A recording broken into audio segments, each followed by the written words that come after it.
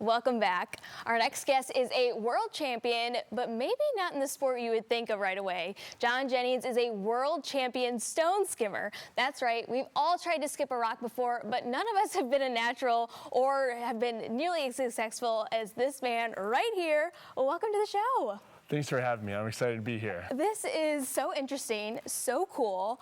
We have all tried to skip a rock, myself included. I tried so many times going to my neighborhood pond area. I've gotten 3 skips before. 3 Nice. total. That's a great start, yeah.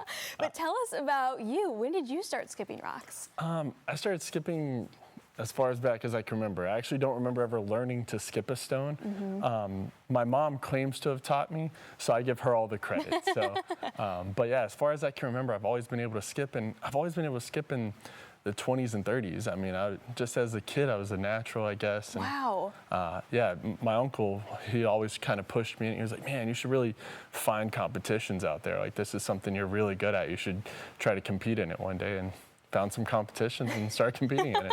So. Who knew that there were such competitions? I feel like there's all these crazy sports out there. They're, broadcasting on ESPN, the Ocho. You just didn't know these things existed. But how did you just know that you were just better than the average person doing this? Like, when was your uncle like, I think there's something in there? It wasn't until I was in like my 20s. Like, I didn't even know that I was even that good at stone skipping. I just thought that maybe my friends and family weren't that good. I thought, oh, they can only skip, 5 or 10 times, where, yeah. I might be able to skip in the 30s or 40s. I think before I'd ever competed, my personal best was 53 or so. Oh my gosh. Yeah, I definitely, and that's just us like counting them on the banks and trying to see who could, count them the most. And still to this day, I haven't had like a slow-mo, like I haven't tried to get like the world record or anything. The current world record is 88 skips. Whoa. And my personal best at competition is 82 skips. Okay, well, I'm sure that world record's gonna be here before you know it, but we're looking at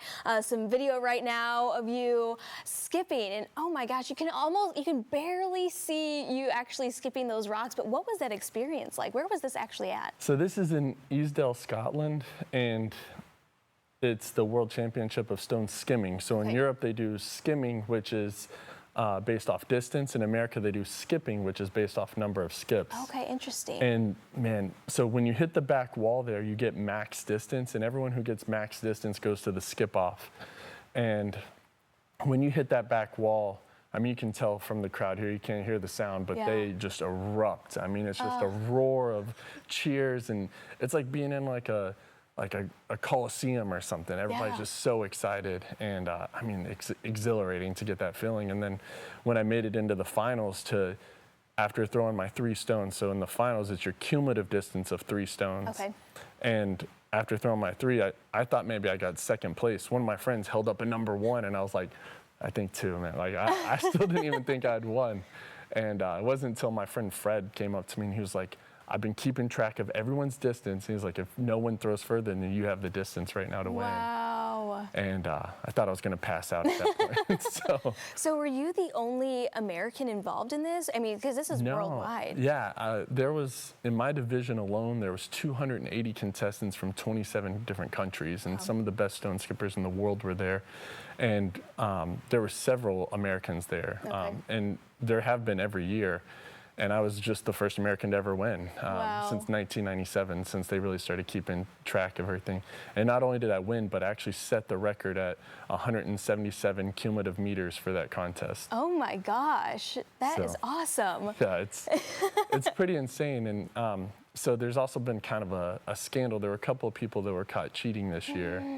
And they had actually machined down some of the stones. So they have this thing called the Ring of Truth. And it's a 3-inch diameter gauge, and your stone has to be able to fit through it. So what some of these guys were doing was machining them down to be able to fit into these into the Ring of Truth. And honestly, I don't think that they thought it was going to be a big deal. They're just like, oh, we'll just.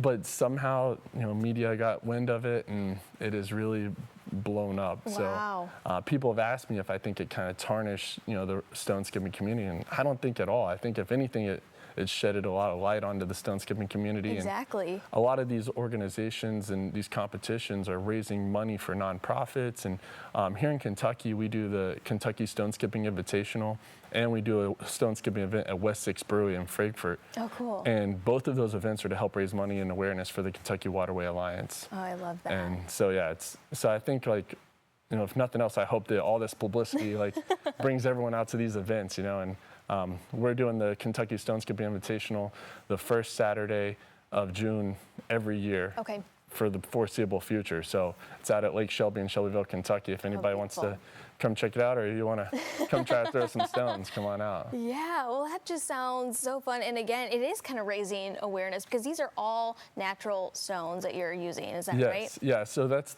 another thing about the controversy is not only are they natural, but nothing can be added or taken away. Okay. So some of these stones, I mean, this one is from the shores of Lake Erie, and that's one of the best places to find stones. I think this might be the most perfect stone for me personally. I like a nice squared off edge and something about the size of my palm, and I also don't like it to be too round. If it's too round, it kind of gallops around the water, where this will really cut and slice through and get a good number of skips. But I mean, you can tell how smooth that stone is. It is. Yeah, I mean, it's... Yeah, it almost feels like a countertop. It's so smooth. They're just perfect from that area. So so you can pretty much, in America, you can bring your stones from anywhere. I got some in Neasdale that I plan on taking. And sometimes the bigger stones will work. But this is kind of what they did with because in Scotland, it has to be made of Easdale slate. Okay. So they took a bigger stone like this and then machined it down to fit perfectly. Wow. And put a little finger notch in there for them to skip it. But at the end of the day, they didn't even win. They cheated. Couldn't even go on top. So, wow, yeah. This is so interesting. So, what is next for you? I would like to try to, beat the world record. I mean, I think that's my next personal goal, is to at least attempt it. I don't know if I could. My friend Kurt Steiner has held the world record since 2013 at 88 skips. And when you see a stone skip a whole bunch, you're like, wow, that was a lot. But when you see a stone skip 88 times, it's unbelievable to see that guy throw a stone. Even still, he's throwing in the 40s and 50s to this day, and it's incredible to watch him skip. So I would like to try to do the world record, and I hope just to get more sponsors to help me. Shady Rays has helped me get around. Yeah. They've done a lot for me. I'm talking with Quest Outdoors right now to see what they can do. And L8 is like my dream sponsor. If I get L8 one, love them. Do something with them. I mean, that would be We have to make that happen. I mean, you're wearing green for a reason, right? Well, they call me the Green Giant. When I was in high school, I had green hair, and it's just kind of stuck throughout my life. So. Oh, that is awesome. Well, thank you so much for stopping by today. But if people want to kind of keep up with your journey, I'm sure a lot of people, this has really piqued their interest. How can people kind of follow along? Yeah, so I'm on Instagram and Facebook at the Kentucky Stone Skipping Invitational. And we post all of the video and all of the events going on, so you can definitely follow along there and check it out, guys. Yeah. All right. Well, thank you so much for stopping by today, and congrats on all the success. I can't wait to see where you skip next. Thanks. Yeah. Thanks for having me on. Maybe when I get the world record, I'll come back on again. There we go. Sign him up for that. So if you're interested in learning more about John and his journey and all the stone skipping, just go over to stoneskipping.com to learn more.